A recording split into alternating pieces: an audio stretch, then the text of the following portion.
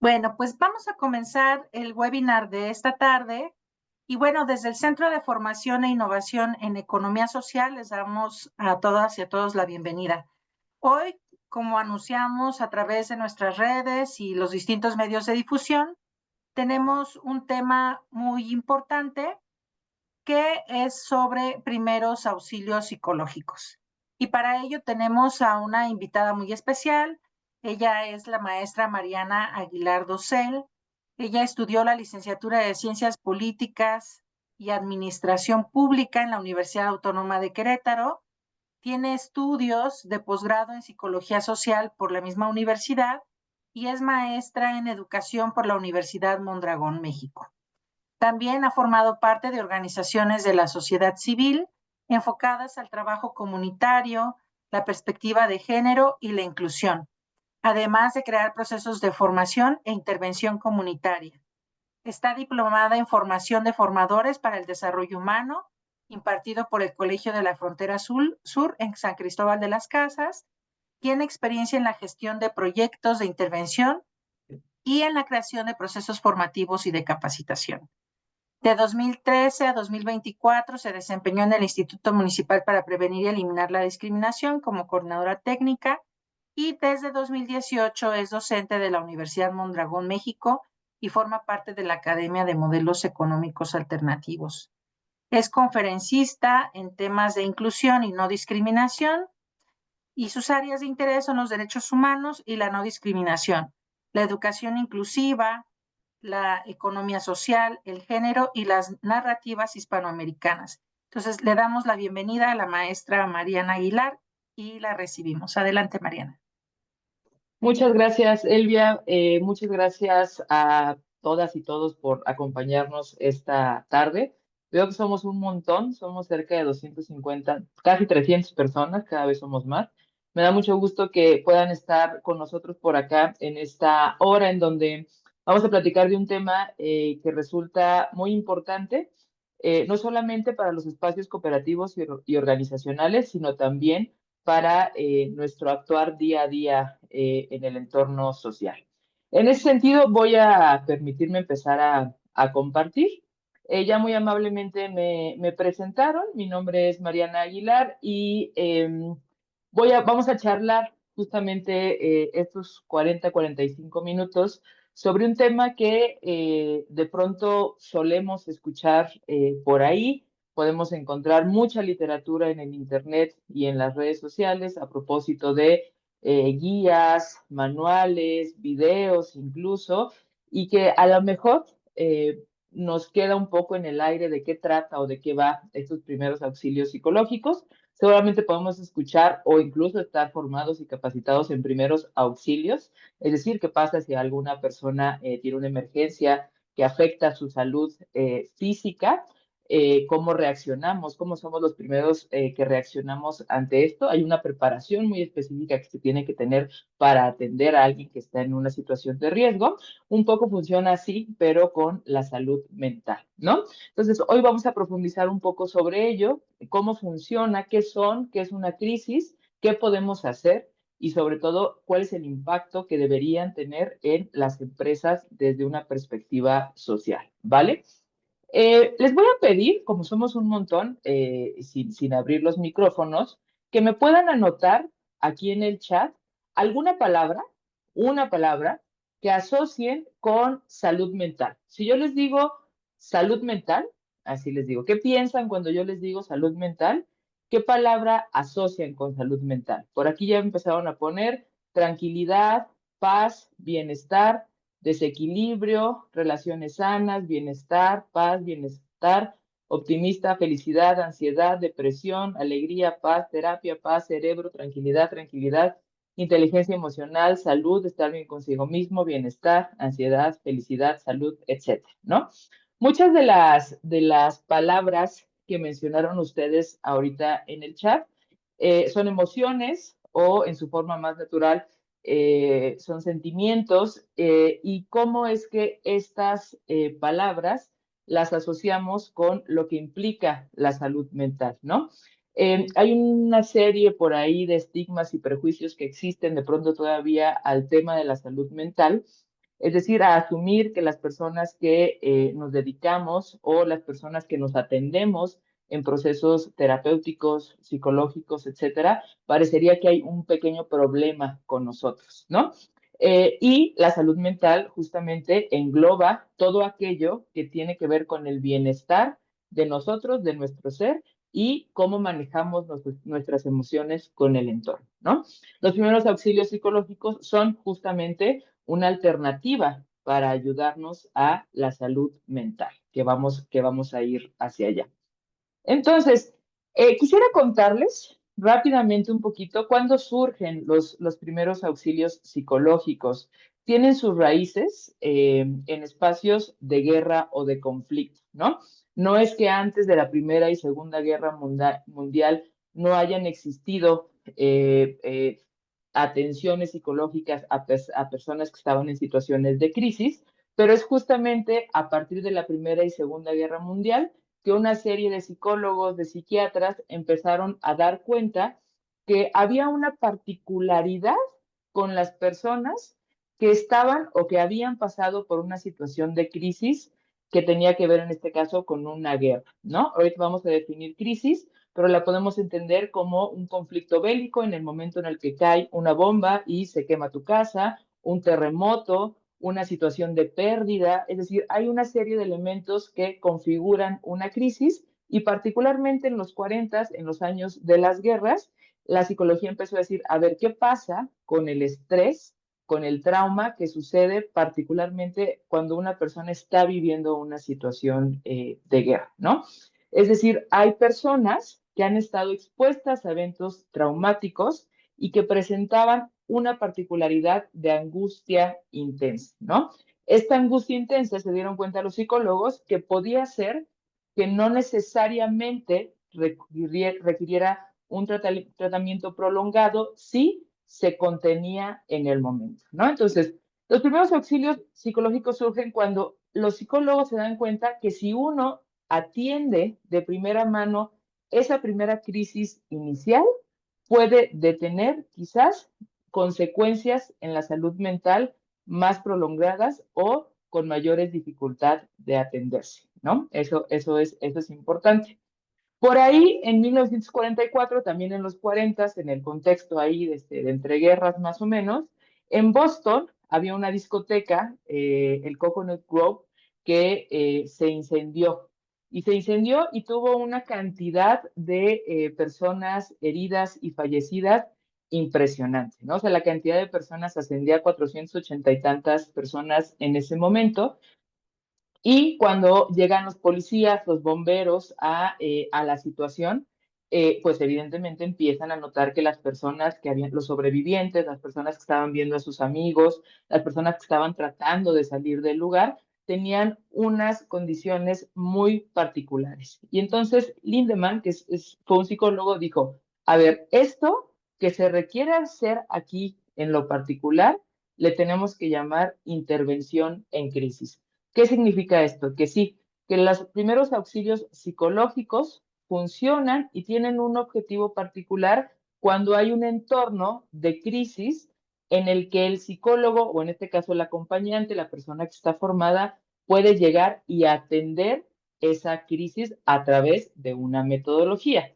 Claro, si nosotros o nosotras tenemos a algún amigo o amiga o un compañero o compañera de trabajo que de pronto recibe una llamada y alguna vez me tocó en la oficina una compañera, recibió una llamada, su mamá acababa de fallecer, ella entró en un momento de crisis muy fuerte, con llanto descontrolado, y entonces la mayoría de lo que hacían el resto de los compañeros era acercarse, a abrazarla, a decirle que la querían, etcétera, ¿no? Esa es una forma en la que quizás nosotros podemos acompañar a personas que están en una situación de crisis.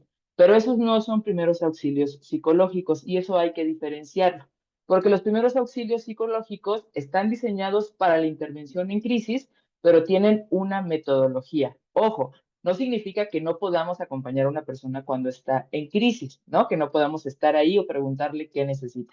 Pero para ejercer primeros auxilios psicológicos hay que tener una formación un poquito más particular, ¿vale? Entonces vamos hacia allá.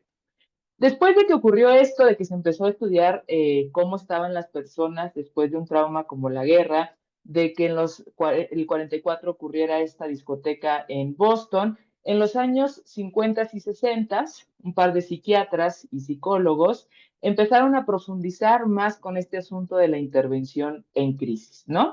Y lanzaron una tesis, es la que les decía al inicio. La tesis es, si nosotros como personas formadas acompañamos a las personas de manera inmediata cuando ocurre una crisis, hay una probabilidad de que los trastornos psicológicos sean menos severos a largo plazo. Es decir, sucede lo mismo con estos primeros auxilios que con los primeros auxilios de la salud física del cuerpo, ¿no? Si yo sé cómo dar RCP a una persona para que, o cómo hacer la mancuerna Hamlin por si se me atoró algo en la garganta, pues bueno, lo que estoy previniendo, lo que estoy haciendo es solucionando algo que va a tener trastornos físicos mucho mayores o en el caso de la salud física a veces la muerte, ¿no? Entonces, los primeros auxilios sirven justo para intervenir en ese momento en particular y prevenir que esa situación escale a algo más complicado y a más largo plazo, ¿va? Ya muchos años después, no tiene tantos, en el 2009, la Organización Mundial de la Salud y particularmente la Cruz Roja, y ustedes dirán, bueno, ¿por qué la Cruz Roja? Pues la Cruz Roja suele ser la organización de primeros respondientes en espacios y situaciones de guerra o de conflicto o de ayuda humanitaria, ¿no? Entonces, ahí van a encontrar mucha bibliografía justamente de la Cruz Roja y, en este caso, de la OMS, que publican en el 2009 la primera guía oficial de primeros auxilios psicológicos, ya con un protocolo que hoy vamos a conocer basado en evidencia científica.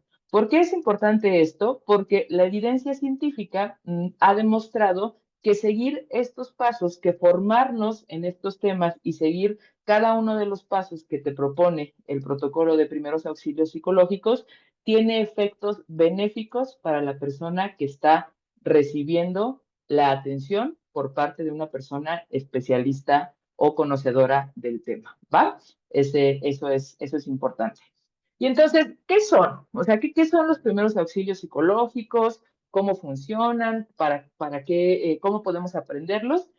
Primero, los primeros auxilios psicológicos son un enfoque, pues, de la psicología basado en evidencia, ya dijimos, y destinado particularmente a ayudar a niños, niñas, adolescentes, personas adultas, familias afectadas por un incidente crítico. Los primeros auxilios psicológicos pueden atenderse a una persona o pueden atenderse de manera grupal. Los primeros auxilios psicológicos son las primeras atenciones que reciben los afectados por algún tipo de incidentes, que es una crisis, y en tanto se aplica en las primeras horas tras el impacto.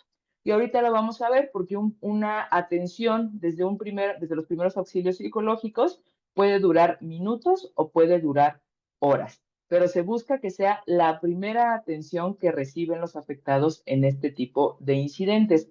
No es casualidad que las personas, o deberían las personas que son los primeros respondientes en situaciones civiles donde está involucrada alguna autoridad, tengan dentro de sus áreas de atención psicológica para poder aplicar primeros auxilios psicológicos en el caso de alguna situación en crisis, ¿no? Los primeros auxilios psicológicos, esto es un disclaimer, un apunte bien importante, pueden ser aplicados por cualquier persona, es decir, yo, por ejemplo, tengo formación en psicología social, que, bueno, a mí en la maestría me enseñaron el trabajo con grupos, teorías de acompañamiento grupal, pero si yo fuera ingeniera o si yo fuera maestra nada más o pedagoga, etcétera, y no tuviera una formación al respecto, me podría formar en primeros auxilios psicológicos. Y esto es importantísimo. Esto no significa, lo que les decía al inicio, que cualquier persona pueda realizar primeros auxilios psicológicos y de pronto eso nos pasa mucho en las empresas cuando me toca dar estos temas, ¿no? No, es que fíjate que yo llevo muchos años en terapia y yo ya sé cómo escuchar a las personas y ya sé qué es lo que se tiene que hacer y les digo, oye, ¿y tienes alguna formación en primeros auxilios psicológicos, en contenciones, etcétera? No, pues nada más la experiencia, ¿no? La experiencia es importantísima, el conocimiento empírico, pero particularmente hay que tener una formación especial para poder ejecutar primeros auxilios psicológicos. ¿Qué puede pasar si no es así? Puedo yo hacer la situación más complicada. A lo mejor yo tengo la mejor de las intenciones en acercarme a acompañar a una persona que está en crisis, pero si no tengo los conocimientos de cómo hacerlo, puedo quizás hacer más complicada la situación. Entonces, sí, pueden ser aplicados por cualquier persona en tanto estén formadas con elementos para atender desde los primeros auxilios psicológicos, ¿vale? Y entonces vamos a definir así a los PAP o al PAP como una intervención inmediata, breve y no invasiva. Esto también es importantísimo, ahorita lo vamos a ver. Y no invasiva tiene que ver incluso con el contacto físico. Es decir, yo voy a acercarme a intervenir con una persona o con un grupo que está en una crisis, que busca no ser invasivo y sobre todo que busca ser breve. No es terapia, no es un proceso terapéutico ni siquiera conductivo conductual o sistémico en el que yo vaya a dar un acompañamiento, ¿no? Para eso se requiere otra formación. Es decir, yo soy el enfermero o el que va en la ambulancia de la salud mental, el paramédico de la salud mental. Yo recibo, atiendo la crisis y en caso de ser necesario, canalizo con especialistas. ¿Qué busca? Evidentemente, brindar apoyo emocional y reducir el impacto psicológico. Hay muchas organizaciones que hablan del PAP como un enfoque de apoyo humanitario a corto plazo, justamente que busca ayudar en situaciones de crisis para reducir angustia y fortalecer las capacidades de afrontamiento. Suele suceder que cuando estamos en una situación de crisis, nuestra capacidad cognitiva de tomar decisiones, de ser creativos o resolutivos para tomar una decisión, suelen verse disminuidas. Y en ese sentido, la angustia se apodera de muchos de los elementos corporales y del pensamiento.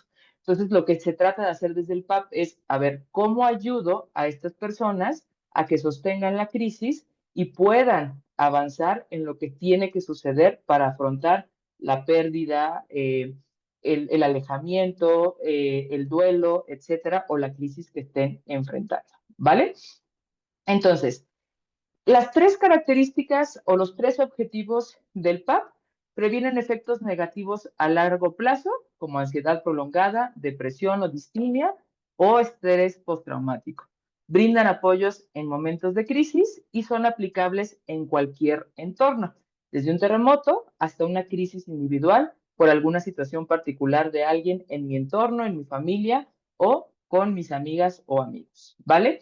Y vamos entonces a entrarle a algo que es importante, porque de pronto eh, podemos confundir qué es una crisis, ¿no? Por ejemplo, se escucha mucho decir, tengo una crisis económica, ¿no? Todo el tiempo, quizás no hago bien yo las cuentas, no organizo bien mi dinero, entonces tengo una crisis económica. O tengo amigas que tienen hijas e hijos y entonces yo les llamo un día en la tarde y me dicen, es que estoy en crisis porque tengo un niño bañando, al otro haciendo la tarea y yo estoy planchando, etcétera. Entonces, me dicen, estoy en crisis porque estoy muy desorganizada, ¿no? Que también todas estas son crisis. Desde la psicología, fíjense, la crisis tiene que ver con un estado temporal, es decir, temporal, de trastorno y desorganización. Es decir, es ese momento, seguramente lo han sentido, si no les pido que traten de recordar algún momento en el que se hayan sentido así.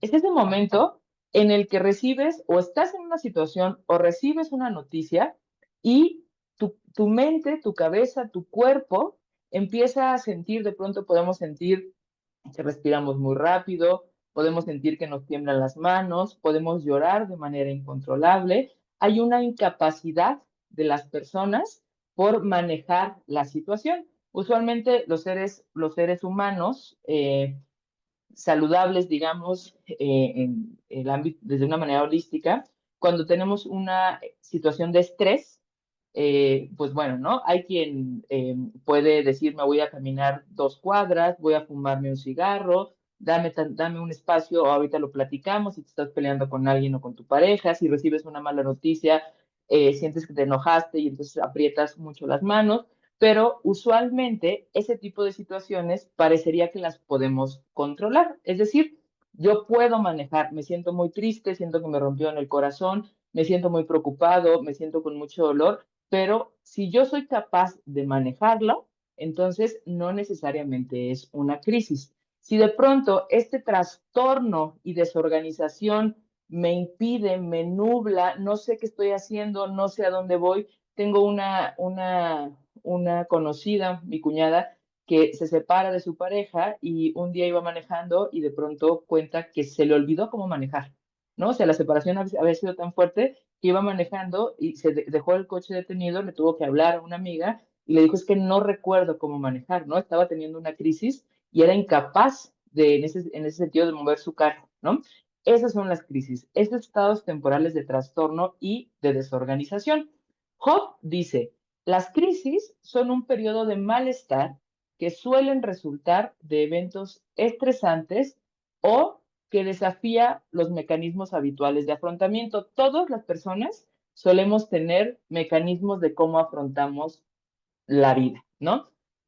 El tráfico, las deudas, a los hijos, a la familia, el estrés, un poco la tristeza, es decir, todos tenemos mecanismos, ya más o menos sabemos hasta dónde se puede estirar la liga, qué tanto puedo yo hacer esto para que no me estrese tanto, cómo manejo mi estrés, etcétera, ¿no?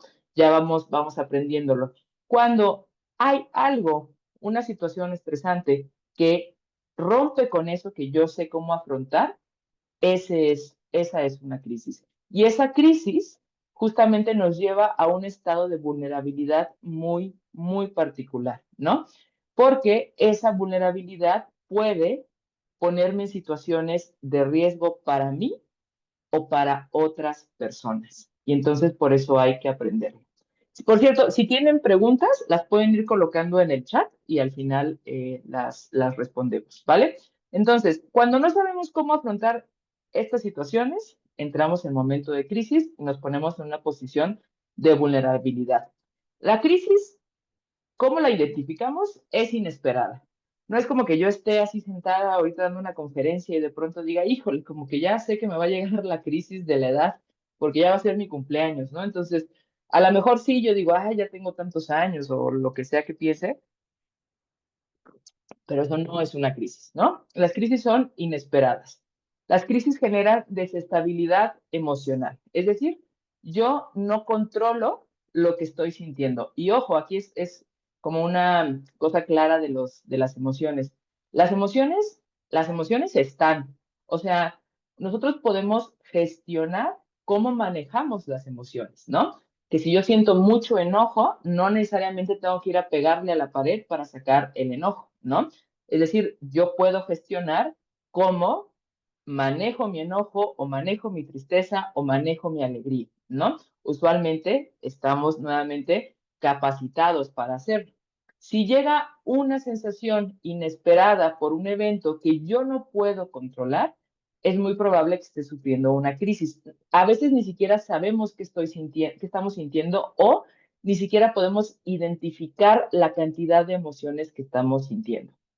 La crisis llega a romper cierto equilibrio, ¿no?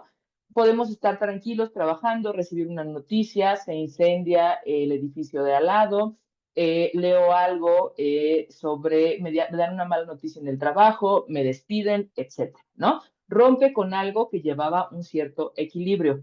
Otra cosa de las crisis son temporales. Hay otros trastornos de salud mental, como la ansiedad prolongada, la depresión prolongada, la distimia, etcétera, que son permanentes o de largo o mediano aliento. Esas ya son situaciones de salud mental que hay que atender con un tratamiento psicoterapéutico y en caso de ser necesario, con un tratamiento psiquiátrico. Pero esas no son crisis, son situaciones permanentes. Ojo, puede ser también que una persona que sufra ansiedad, depresión o algún tipo de trastorno o neurodivergencia, etcétera, sufra crisis. Es decir, no están exentas la una de la otra. Solamente hay que identificar qué cosa es cada una, porque las crisis siempre son temporales. Si no fueran temporales, pues no serían crisis. Y nuevamente puede llevar al crecimiento o al deterioro, al crecimiento de la angustia o al deterioro de la persona. ¿Cómo podemos de pronto identificar cuando nos está dando o nos acaba de pasar una crisis, ¿no? Desde temblores, dolor de cabeza, de pronto como que llega un dolor de cabeza muy fuerte que no me deja ni siquiera abrir los ojos, me siento muy cansado, de pronto en ese momento de crisis en el que quizás ya tengo a alguien que me está acompañando, no tengo apetito, siento que estoy un poco como a la expectativa, que me estoy cuidando, tengo siento que me están observando, tengo miedo, es probable que sienta que algo va a pasar. El llanto, la tristeza, el sentirme bajoneado, decaído. ¿Qué puede pasar un poco después? Este asunto hay personas, me ha tocado acompañar personas que se ponen como muy quietos, ¿no? O sea, como muy callados, como agachados, incluso corporalmente, como no quiero decir nada, déjenme en paz, quiero estar solo. La irritabilidad, el decir, el gritar, incluso el pegar también puede ser una reacción. Y hay un estudio que hizo un psicoanalista mexicano que habla sobre el insomnio, las pesadillas post-crisis, ¿no? Que de pronto cuando tenemos una crisis que es muy fuerte, podemos tener insomnio de manera consecutiva a los días siguientes o pesadillas, ¿no? Recuerden que las crisis son este elemento que nos trastorna, pero este elemento que nos trastorna es algo que está trastornando nuestra vida, por eso es una crisis. Desde perder mi casa hasta perder mi trabajo, hasta una discusión muy acalorada con una persona, ¿no? Es decir, sí, yo atiendo la crisis, pero la situación no se va, y esto es importante. Por eso hay que, de ser necesario, canalizar. Es decir, esa situación que generó la crisis a veces no se va y no se va en un buen tiempo, suponiendo que es un duelo. Entonces, por eso es importante canalizar, ¿va? Y entonces, ¿qué no es una crisis, no? Es decir, ¿qué cosas de pronto nombramos y que no necesariamente son crisis? El tráfico en la mañana, ¿no? Es decir, algo que me supone un desafío o un problema que es temporal, que estén construyendo en la casa de al lado y que tengan ruido y que yo en las noches diga es que hay mucho polvo y esto me molesta. Bueno, pues quizás yo tengo que ver cómo me ajusto para vivir con el ruido o el humo o lo que sea, pero bueno, es un problema temporal, ¿no?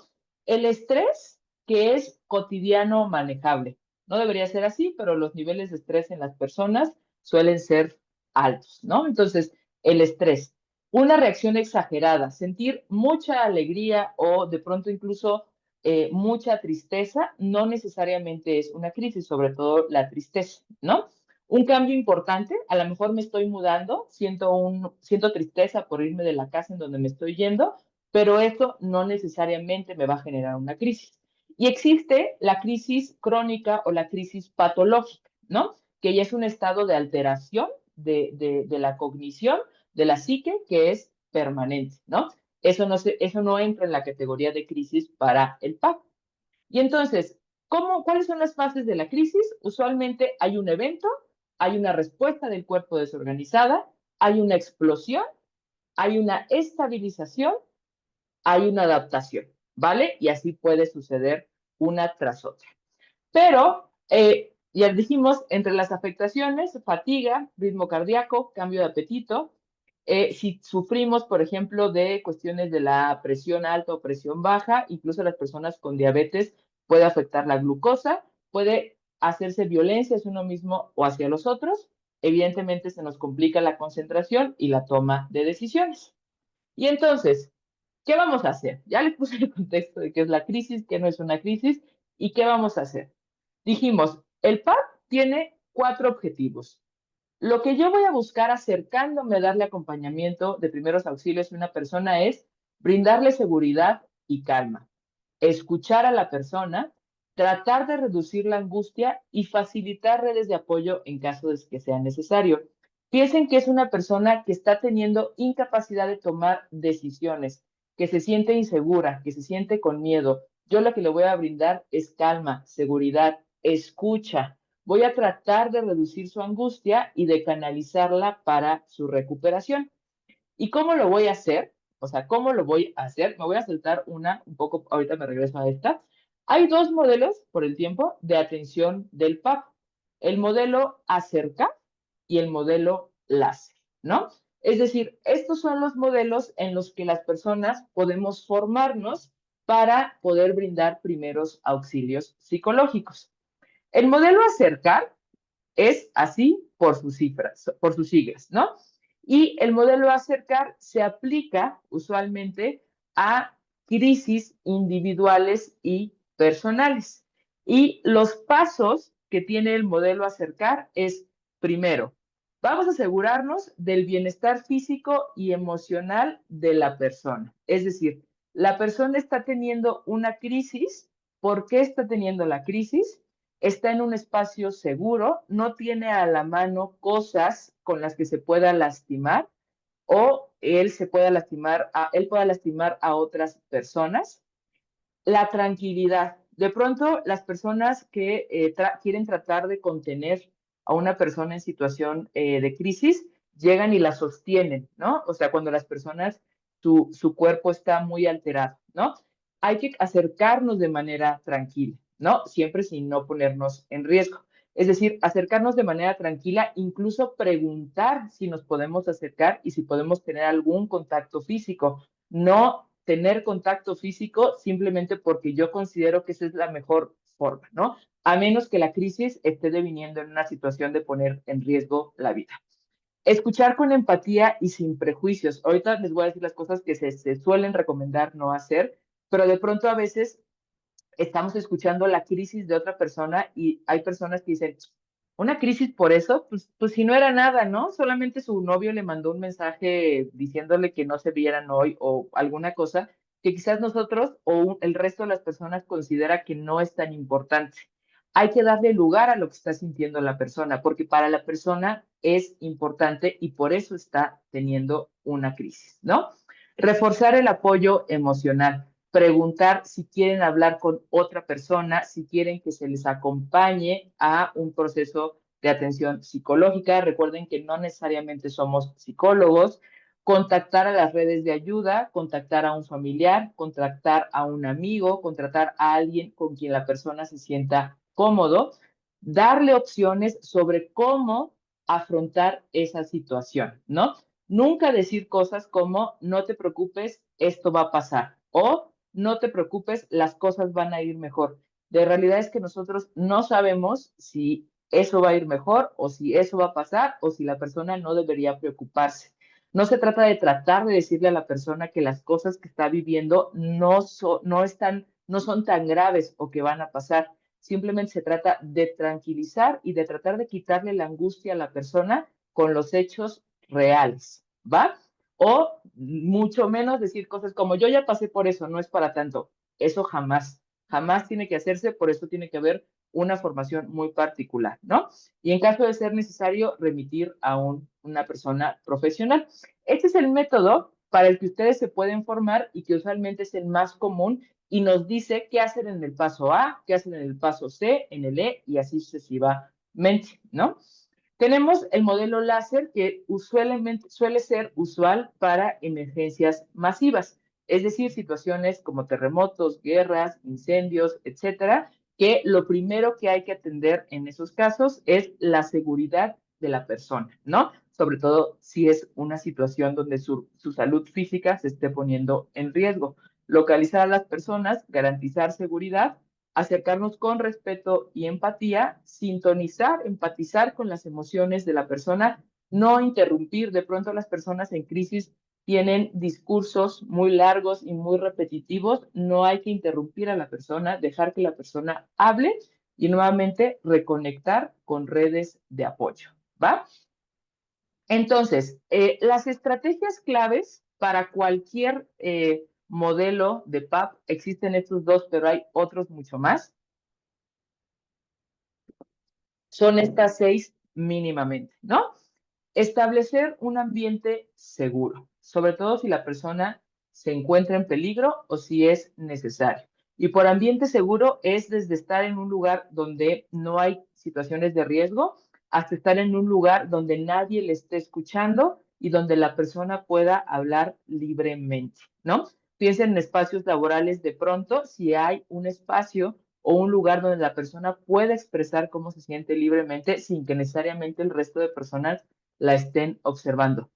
La voz, tratar de hablar con una voz calmada, con una voz tranquila, hacerle saber que estamos ahí con la persona para acompañarle, para ayudarle, para transitar esa situación y que es una situación temporal. Nuevamente, validar las emociones, ¿no? De pronto, las personas que nos toca hacer PAP nos tenemos que quitar, y es muy difícil, la cantidad de prejuicios y estereotipos que tenemos respecto a las situaciones, pero hay que validar las situaciones. Todas las situaciones que detonen en una crisis para esa persona son así de significativas. Si la persona no quiere hablar, darle espacio para la que la persona no hable. No es necesario llenar con preguntas invasivas o de insistir e insistir e insistir para que la persona nos cuente algo, ¿no?